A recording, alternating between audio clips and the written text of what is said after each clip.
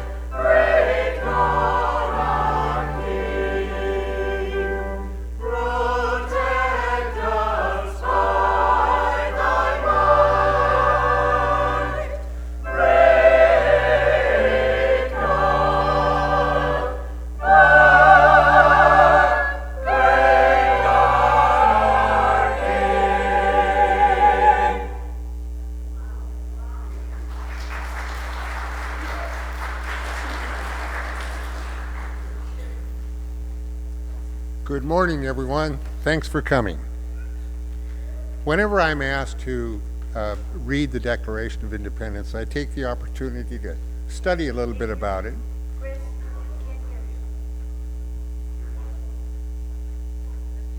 Is it on now? That should come through. Get that gain up there. There's there.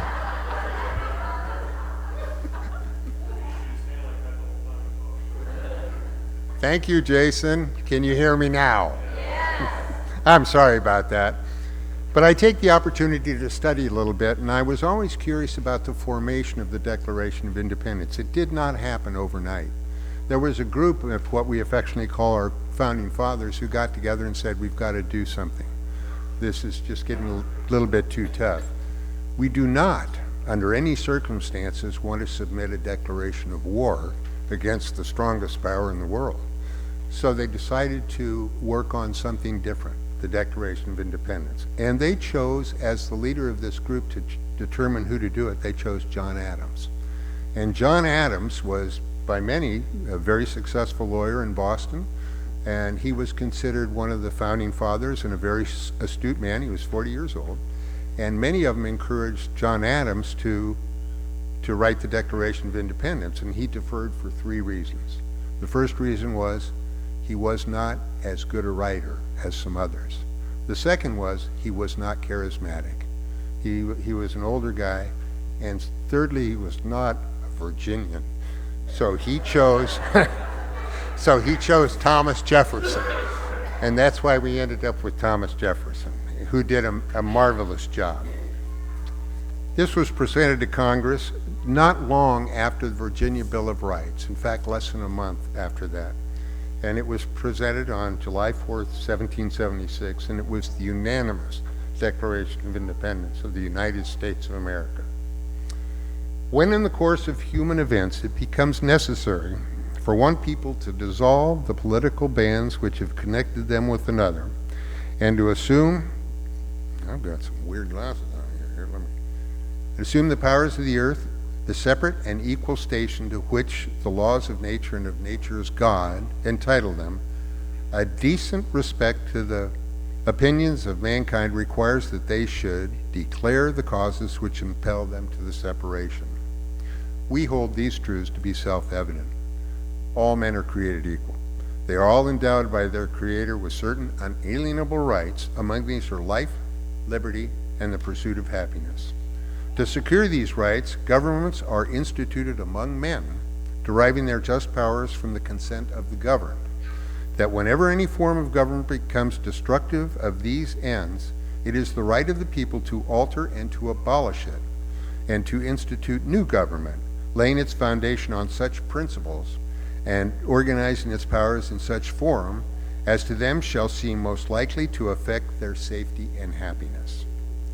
Prudence indeed will dictate that governments long established should not be changed for light or transient causes, and accordingly all experience hath shown that mankind is more dispensed to suffer the ends that are insufferable than to right themselves by abolishing the forms to which they are accustomed.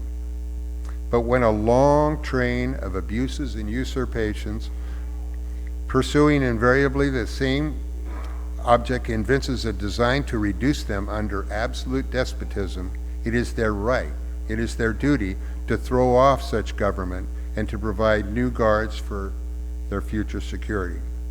Such has been the patient sufferance of these colonies, and such is now the necessity which constrains them to alter their systems of government. The history of the present King of Great Britain is a history of repeated injuries and usurpations, all having in direct object the establishment of an absolute tyranny over these states. In every stage of these oppressions, we have petitioned for redress in the most humble terms. Our repeated petitions have been answered only by repeated injury. A prince whose character is thus marked by every act which may define a pirate is unfit to be a ruler of a free people. Nor have we been wanting in attentions to our British brethren.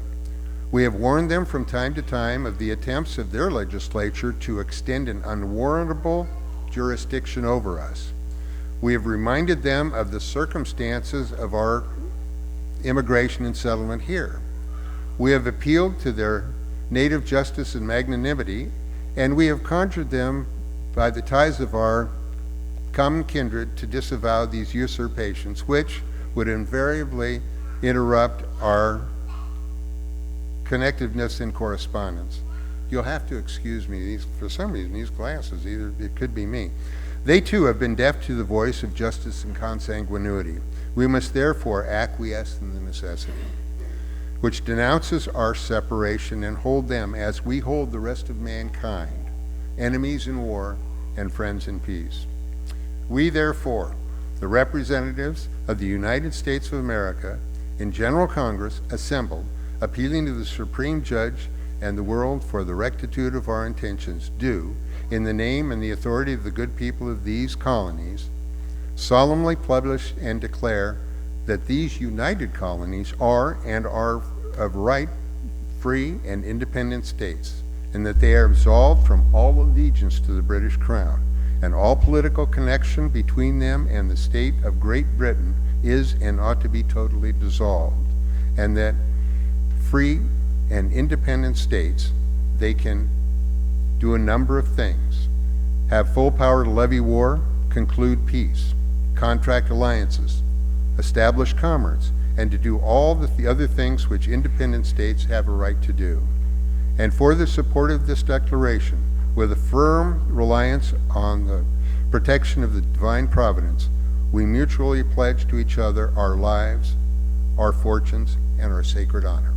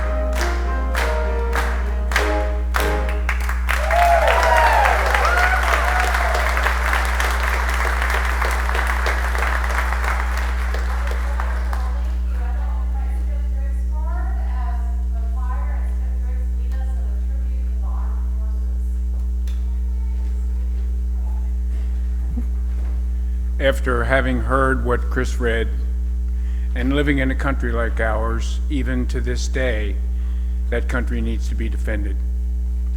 And so it is today we pay tribute to those of you who have and are defending our nation to this day. But it's not just the individuals that wear the uniforms, it's the families that make the sacrifices as well.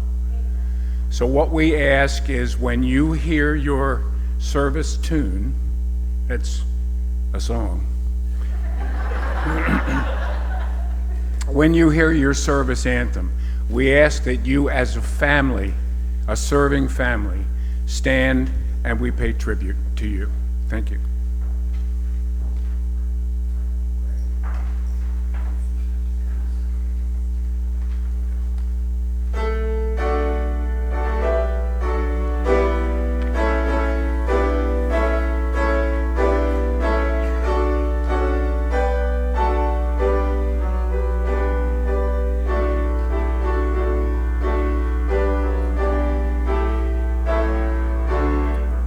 The United States Army.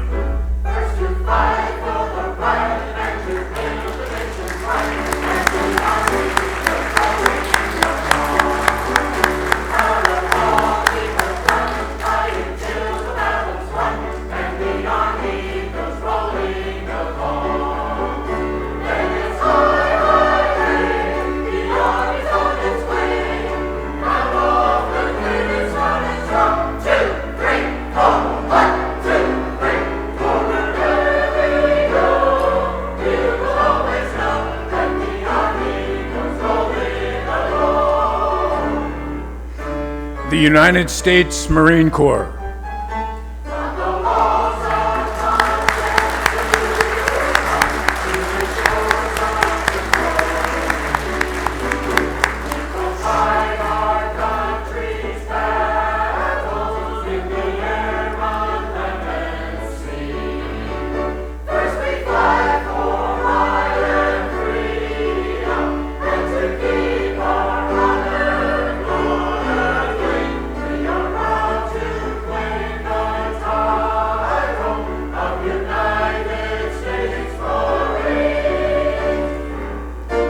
The United States Coast Guard.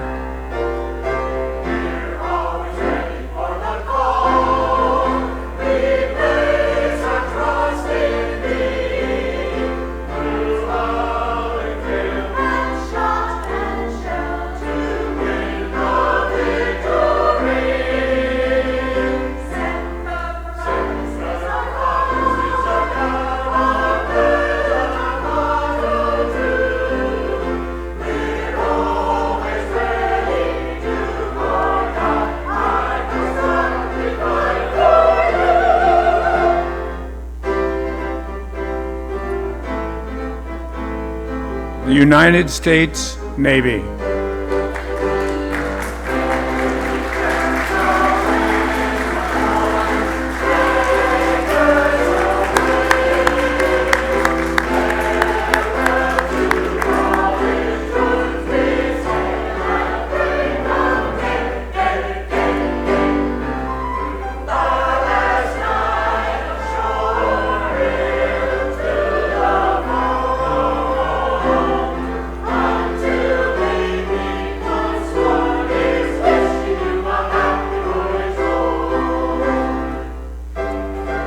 The United States Air Force.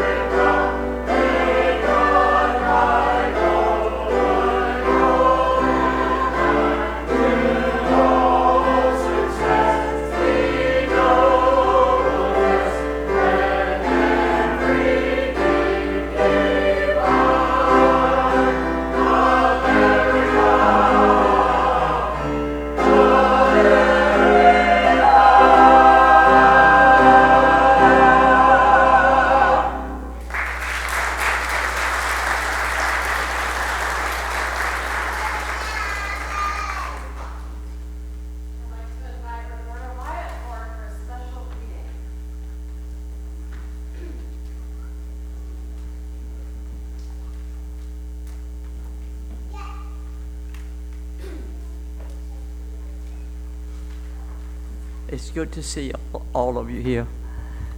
Paul Harvey was a noted radio personality back in the 1940s and 50s. He became interested in what happened to the signers of the Declaration of Independence.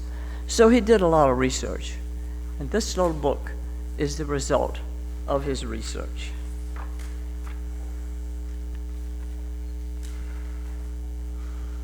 In the Pennsylvania State House, that's now called Independence Hall in Philadelphia, the best men from each of the colonies sat down together.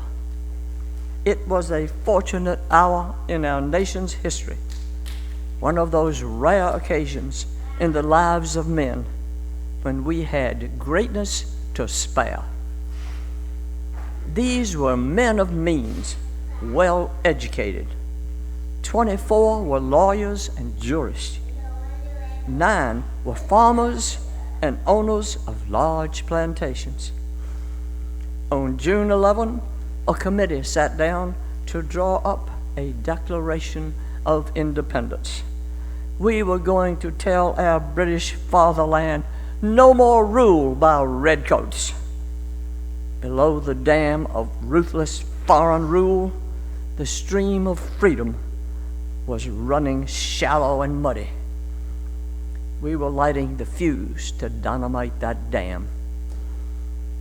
This pact, as Burke later put it, was a partnership between the living and the dead and the yet unborn.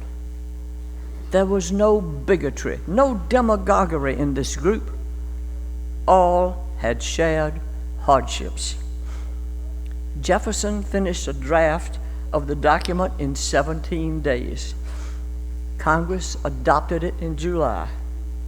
So much is familiar history. King George III had denounced all rebels in America as traitors. Punishment for treason was by hanging. The names now so familiar to you from the several signers of that declaration, the names are kept secret for 6 months.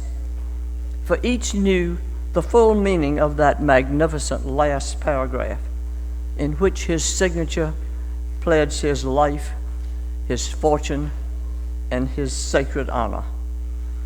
56 men placed their names beneath that pledge. 56 men knew when they signed that they were risking everything. They knew if they won this fight, the best they could expect would be years of hardship in a struggling nation. If they lost, they would face the hangman's noose. But they signed the pledge, and they did indeed pay the price. Here is the documented fate of that gallant 56. Carter Braxton of Virginia, wealthy planter and trader, saw his ships swept from the sea. To pay his debts, he lost his home and all his properties and died in rags. Thomas Lynch Jr., who signed that pledge, was a third-generation rice grower, aristocrat, large plantation owner. After he signed, his health failed. With his wife, he set out for France to regain his failing health. Their ship never got to France, was never heard from again. Thomas McKeon of Delaware was so harassed by the enemy that he was forced to move his family 5 times in 5 months. He served in Congress without pay, his family in poverty and in hiding. Vandals looted the properties of Ellery and Clymer and Hall and Gwinnett and Walton and Haywood and Rutledge and Middleton. And Thomas Nelson Jr. of Virginia raised $2 million on his own signature to provision our allies, the French fleet. After the war, he personally paid back the loans. It wiped out his entire estate. He was never reimbursed by his government. In the final battle for Yorktown, Nelson urged General Washington to fire on his own home, which was occupied by Cornwallis. It was destroyed. He died bankrupt and was buried in an unmarked grave. Thomas Nelson Jr. pledged his life, his fortune, and his sacred honor. The Hessians seized the home of Francis Hopkinson of New Jersey. Francis Lewis had his home and everything destroyed, his wife imprisoned. She died within a few months. Richard Stockton, who signed that declaration, was captured, mistreated, and his health broken to the extent that he died at 51. His estate was pillaged. Thomas Haywood Jr. was captured when Charleston fell. John Hart was driven from his wife's bedside while she was dying. Their 13 children fled in all directions for their lives. His fields and gristmill were laid waste. For more than a year, he lived in forests and caves and returned home after the war to find his wife dead, his children gone, his properties gone. He died a few weeks later of exhaustion and a broken heart. Lewis Morris saw his land destroyed, his family scattered. Philip Livingston died within a few months from the hardships of the war. John Hancock, history remembers best due to a quirk of fate rather than anything he stood for. That great sweeping signature, attesting to his vanity, towers over the others. One of the wealthiest men in New England, he stood outside of Boston one terrible night of the war and said, "Burn Boston, though it makes John Hancock a beggar, if the public good requires it." He too lived up to the pledge. Of the 56 men, few were long to survive. 5 were captured by the British and tortured before they died. 12 had their homes from Rhode Island to Charleston sacked, looted, occupied by the enemy, or burned. 2 lost their sons in the army. 1 had 2 sons captured. 9 of the 56 died in the war from its hardships or from its more merciful bullets. I don't know what impression you had of the men who met that hot summer in Philadelphia, but I think it is important that we remember this about them. They were not poor men or wild-eyed pirates. They were men of means, rich men, most of them, who enjoyed much ease and luxury in their personal living. Not hungry men, prosperous men, wealthy landowners, substantially secure in their prosperity. But they considered liberty. This is as much as I shall say of it. They had learned that liberty is so much more important than security that they pledged their lives, their fortunes, and their sacred honor. And they fulfilled their pledge. They paid the price, and freedom was born.